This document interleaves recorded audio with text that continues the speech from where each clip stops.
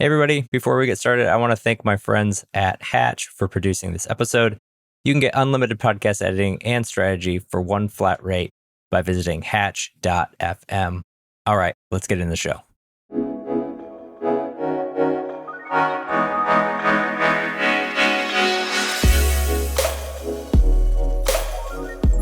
Welcome to Distribution First, the show where we flip content marketing on its head and focus on what happens after you hit publish.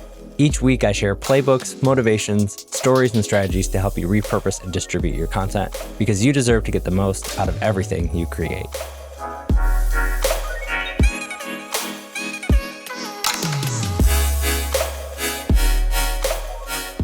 Hey everybody, welcome to this week's episode of Distribution First. Super excited to have Lee Densmer on. She is a global content marketing strategist. And on today's episode, we are going to emphasize global. We're going to talk all about global distribution, what the sort of pitfalls are with global distribution, what may be some of the mistakes, assumptions, all those things that go into it as we're trying to create and share content on a global scale versus just maybe our home market. So Lee, welcome to the show. That's right. Thank you. Excited to be here. Awesome. So I know we were chatting before we got on here, but I think you've got a great sort of just starting point to level us up on with global distribution. So maybe we can just start right there. Yes. So 70% of all businesses that are online sell outside of their own market. And I don't think businesses realize this. That goes up to 90% when those companies have more than 50 people on board at their company. So if you are online, you are selling globally. You have a global market, global people are interested in your content. And I want to talk more about what that means. Yeah, I love that. It's so interesting. So when I worked at TechSmith 2 companies ago, definite global company. We had, sales across over, I think, 180, if not 200 countries across the world. I had global in my title for that exact reason, was like, hey, Justin, you're not just going to lead US content, you're leading our global content efforts. A little bit different when I went to the startup world. It was we did sell globally, but it was less so. But even now running my own thing, it's interesting, like seeing the stats on folks who purchase the course or check out or on the email list. It's a global world we're in, right? Like it's amazing to see that. So I'm interested, like, what are some of those key differences that we need to be thinking about as we're creating, sharing content and knowing that it's global, even if we wouldn't say like, yes, we have a marketing hub in Germany, or we've got a dedicated US marketer. What are those things that we need to be thinking about? So the first thing that we all assume is that the English is readily understood everywhere. And yes, the majority of people on LinkedIn and in our audiences do speak English, but they don't prefer to do business in English. Something like 75% of people prefer to do business in their own language. They read English, they understand English, but it's not theirs. It's not their culture. It's not their language. So there's this myth that content is global, that what you write will apply globally to people who speak the language. It's just not the case. The buyers are different in every market. People believe different things. They behave in different ways. They have different preferences. So you literally have to do buyer personas for each market and step back and recognize that buyer is literally different. It's not just about language. It's largely about language, but it's also about customs, culture, preferences, beliefs, values. So how would somebody start doing that then? How do you, if you come into a company or you're working with somebody and they've got multiple, you look at their sales and they've got, multiple different countries or regions that they're selling into, how are you thinking about that as a content person? And how do you start to actually execute on some of that stuff? Exactly. You start by identifying where the biggest growth is going to be, right? Because you can't approach all markets. You can't handle all markets, not when there's potentially hundreds out there. So you figure out where your biggest growth is. Who are your biggest users? Where's the biggest need? And then you look at that market. You do the buyer persona. You conduct the research. You talk to customers in that market and you build the buyer persona for that market. And then that helps you shift what you're writing about, shifts how you're approaching it. It also gives you an indication that you may need to translate that content. That's one of the first things you do. That's kind of like the lowest hanging fruit, is get it translated.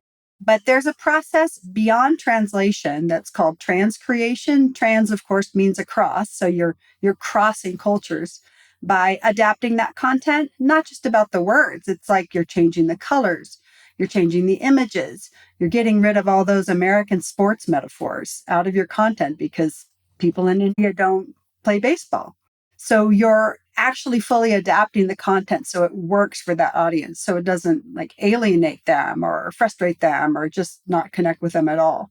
So it's kind of a dual process. It's like changing the words, and that's translation. And then it's changing the emotion and the intent and the cultural aspects of it as well. That's not cheap. So is that something that, how do you even start thinking of a transcreation world if you have a big subset in Germany or Japan, for instance? Those are two very different environments. Right. Are you hiring, I'm assuming there are probably agencies or people who help with this type of stuff? Yeah, there are. So you need a content strategist on the ground in each of your markets, and of course, depending on your volumes, you might not have the resources to hire somebody full time, but you need somebody who's a cultural expert, a researcher, a content strategist in that market. So that's kind of a satellite of your home office. And then that person can connect you with the market and help you with the adaptation of that content, engage a translator or a linguist who can do that transcreation process. So yeah, you need people on the ground who know the market. Yeah, I'm curious, is it better to do this poorly or to not do it at all? I love that question. And I'm not sure that I have yes, it's better to do it poorly than to not do it at all, with a lot of caveats. Because if you do, I'm going to give you a funny example. If you do it poorly, you can screw everything up. Example. So you remember the Got Milk campaign in the United States? Well, that was translated into Spanish by an agency in San Francisco. And the way that they translated it, it came out as, "Are you lactating?" A little different, maybe not quite what the Milk Association was going after. No, not so much. So offensive. I mean, funny maybe to us, but offensive in that market. And so that not only was that a waste of money and no, they fired the agency, but it alienated the market. It frustrated the market. So that is what happens when you do it wrong. There are pretty big consequences. But translation, doing something to help that market understand your content is better than ignoring that need completely. Yeah. Because sometimes it's hard, like it's easy, especially now with some AI tools and things like that, to do translation probably pretty efficiently and pretty accurately.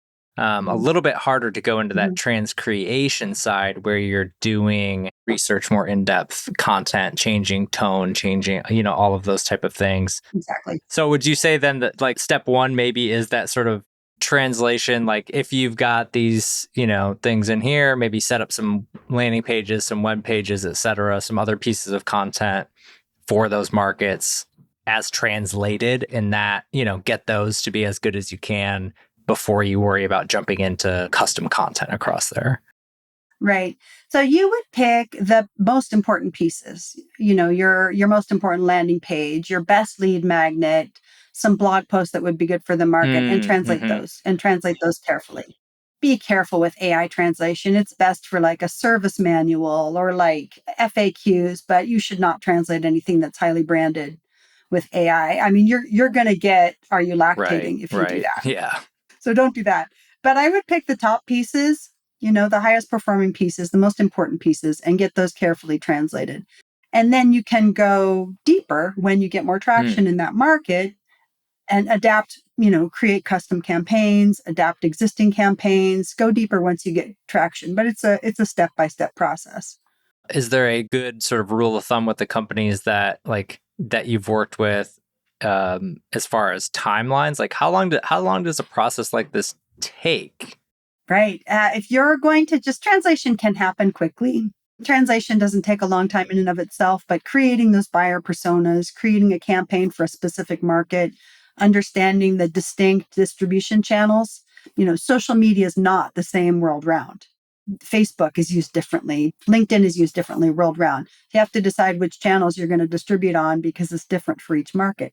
So translation is easy, but laying that strategy, that customized strategy, takes as much time as it does for the home market. Yeah. You're leveraging from your home market strategy, but you're adapting it for that specific market. And that takes time and expertise to do that. Yeah, it feels like it might even take more time because, at least for me, I feel like I would be second guessing a decent amount of things, Mm-hmm. not knowing the market. I'm relying on that sort of boots on the ground person or some sort of advisor on the region or something to be able to actually pull that off in a, coherent way to where we're not doing the Got Milk campaign. We're doing something that actually actually makes Right. sense.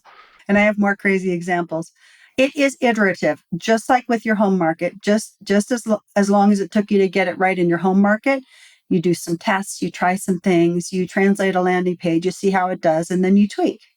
That's the way we roll in content marketing. Try, tweak, put content out there, test concepts in the market, and then change it if you need to. Yeah. So on these global scale, are we also Mm-hmm. then scaling the practitioners? Like if we've got, Mm-hmm. if we're doing paid ads, are we having a paid ads expert for a particular market or somebody who's in it, or Mm-hmm. can it function as, oh no, your home team, your home team can Mm-hmm. kind of manage that and they just have to get the right assets in place. Yeah, a mix. So if you're really big and you're a brand like Nike or like Nokia, then you're handing all of that off to a language services company. So they're big companies that handle multiple languages, multiple deliverables. They put technology in place. I mean, you can go from having a bilingual person translate a landing page to having a big company that serves 250 Mm, languages and as many markets doing all of your adaptation. So there's definitely a continuum depending on your size, how much you want to double down in that market. yeah, makes Yeah. sense. Makes sense. Hmm. So, is there a good way to basically start thinking about distribution globally where we're not stuck on, you had the quote in the beginning of the episode or Hmm. the stats that are sort of like, and how, you know, different the reality is probably to how people are currently thinking about it. So, how should people be currently thinking about distribution for these global markets, especially if they don't have any resource in place right now to do any of that work? Yeah. I know that's the question for startups and smaller companies who are selling online and they're like, oh crap, we might be global, right? So the first thing is to develop an awareness and to think about how their content may or may not be appropriate for all audiences. Gain an understanding of the nuances of culture and how cultures are different. So it's an awareness at the start, right? Like not everybody responds to this content the same way as my American clients or my European clients do. Awareness of the differences. And then an awareness of how content can be global. There is a way to create content in English that is suitable more or less for most markets. Unfortunately, that makes it more generic, Mm-hmm. but you can create content in a way that's suitable for most markets. What are some of those things, Lee? What are those things that we can do to make it? I mean, even if it does make it more generic, what are some of those things? Yeah. It's idioms, metaphors, jokes. Those things are not universal. They don't ever translate. Every culture has their own idioms, jokes, slogans. And then there's cultural and political references that you don't want to have in your content, probably anyway, right? In this landscape, right? Like you need to be aware that those can be perceived as inappropriate or just, baffling in other countries. Even the use of colors can be funky, like the color red in Africa is troublesome. It's associated with mourning and death. So you have to be aware that the use of colors can be problematic. I mean, there's a lot there, Justin. It's all really interesting, but I get that it's maybe overwhelming. I mentioned sports metaphors. We have something like 35 baseball metaphors in English. We say, touch base, hit a home run, so many baseball metaphors. And I've come to understand that Europeans and bilinguals in other countries learn English and learn those metaphors, but often they don't know that they came from baseball. They don't even know. So, sports metaphors, yeah, all those things. And even like images and emojis are perceived differently in different countries. So, if I can do anything through this podcast episode, it'd be to raise the awareness that there's all these elements of language that are specific to our culture that can offend or perplex people in another culture who might be reading your stuff. So this one, I'm doing the hand symbol with the OK sign. This is something kind of off color in China. So, I mean, why would an American know that unless you've traveled to China or have a Chinese friend or, yeah. Yeah, it's definitely feels like there's so many little pitfalls that you can fall into. It also feels like to me, like when we did this at Yeah. TechSmith, when we decided we were going to really, outside of having like a key marketer for our key regions, but like really put emphasis on global content creation, Mhm. we had somebody in-house who basically took the reins with Mhm. all things global and became the Czech person. To me, as leading content marketing, that was super helpful because even just listening to you, I'm having semi flashbacks of like all the things that go into creating a true, when you are not Mhm. a Nike and you don't just outsource every single thing to an agency, or even when you're Got Milk and you just, we screwed up, we'll take the campaign, like there's enough dollars behind those type of things to where, they're willing to probably just not dot every I and cross every T and all those type of things. So I am really interested in terms of like, I like what you mentioned earlier with the baby steps and trying to just go with maybe some of your best markets, some of your best pieces, and then, Mhm. and then think about those and do those the best way you can for those markets versus like Mhm. chomping off the entire bit of the pie and say, well, everything we're doing now is global focused. Everything we're doing now is going to be, if we're doing this campaign in English, we got to get it all translated Mhm. for Germany and France and for, Right. like I like that the way of approaching that. And then you can see what works and what doesn't. That's the only way to do it. Otherwise, you're going to spend tens of thousands of dollars for uncertain ROI. Translating everything is not a strategy. So another thing that's interesting, and my expertise is in the Latin American market. There are 26 countries that speak Latin America that speak Spanish, and each of those countries is a different culture. You can loosely associate country with culture, right? 26. So people ask me, do you translate in 26 different ways then? Because there's dialects involved. Spanish is not the same. The vocabulary is not the same. The syntax is not the same. And no, you don't. You don't need to translate Spanish 26 times. If you've got Latin American buyers, Spain and Latin America are quite a bit different from each other, but there's a way to translate into Spanish that reaches that market appropriately without doing it 26 times. So how would you go about that then? Right. Again, you look at the markets where your product is being sold. You look at the markets where people are interested. Is it predominantly Spain or is it predominantly Latin or South America? And you choose a variety of Spanish that's regional enough for that market. There is a form of generic Spanish which is actually kind of fascinating because it doesn't exist. It's a version of Spanish that doesn't exist, but it's used in literature and translation to appeal to all Spanish speakers. Like, yeah, nobody speaks it, Interesting. but everybody understands it. Yeah, I Yeah. love the idea of not translating everything for the sake of translation. I remember when I first took over running content at TechSmith, one of the initiatives was like we were doing blogs and we had obviously way less content on our German and I think Japanese or French blogs at the time. But we were, in some ways, the strategy really wasn't a strategy. It was just, a little bit of, well, we released this one in here, so we're going to go get it created over there. And especially at that time, it was like, there was no way to cross-check keywords or, semantics or if this thing was going to rank or not, because once it went over, I could do that in English, but once it went over to translation, the translator is simply just trying to do their best to translate it at that point and get the thoughts across. At least in that case, they weren't necessarily a marketer. Right. So I'm curious, do you have any thoughts on that? Like, how could I have done that better? Or what are some of the pitfalls there? So you've made a couple interesting points. One is that a translator isn't a marketer, just like a copywriter isn't a marketer. It's the same. It's a parallel concept. So a translator can be excellent at their craft and really good at, converting concepts from one language to another, but they don't understand the big picture of marketing in another country. So there is a specialization there. You talked about SEO. So multilingual SEO is a big deal, and there are experts out there in that. And the main things to understand is that people do not search the same way in each country. So if you are doing an SEO play to drive traffic and to drive leads in another market, you need an SEO strategy that's appropriate for that market. It's another instance of something that you develop for your home market. It just doesn't work.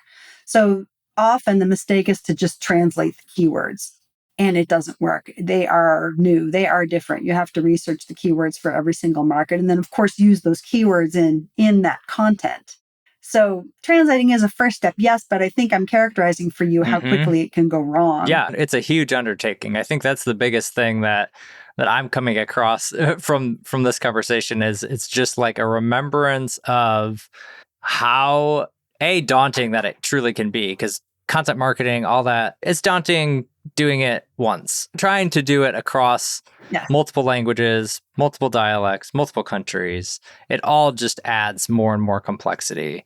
But I think the moral of this episode is, I think for a lot of content marketers, like maybe just check, like, see where outside of your home market, like where are sales coming from? Where are website traffic at?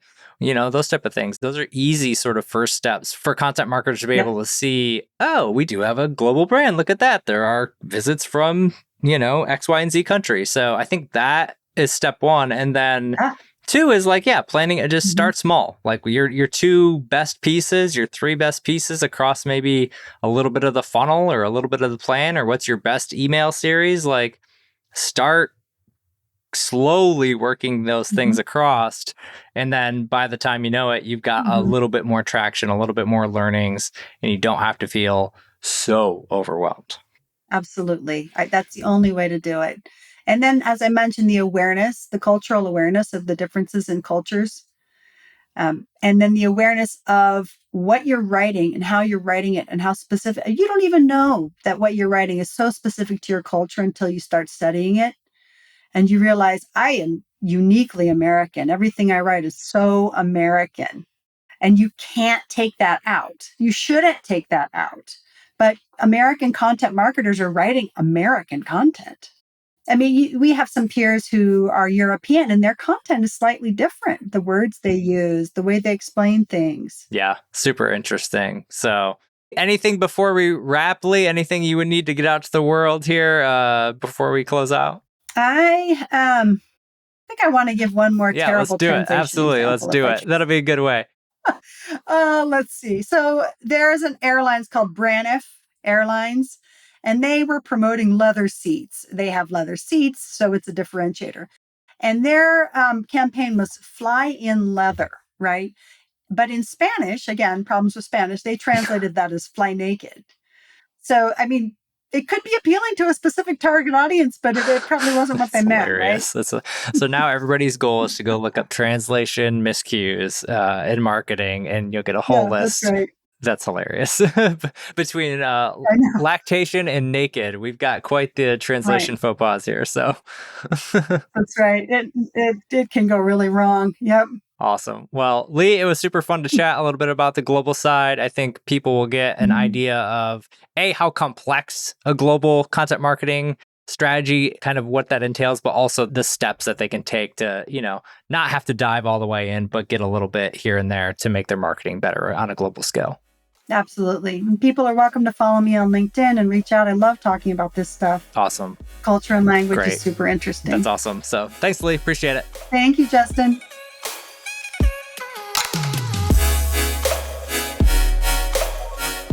All right, I hope you enjoyed this episode of Distribution First, and thank you for listening all the way through.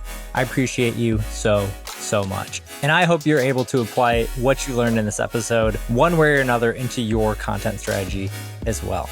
Speaking of strategy, we have a lot of things going on this year that are going to help you build your brand, 10x your content, and transform the way you do content marketing. Make sure to subscribe to the show and sign up for my newsletter at justinsimon.co so you don't miss a thing. I look forward to serving you in the next episode as well. And until then, take care, and I'll see you next time.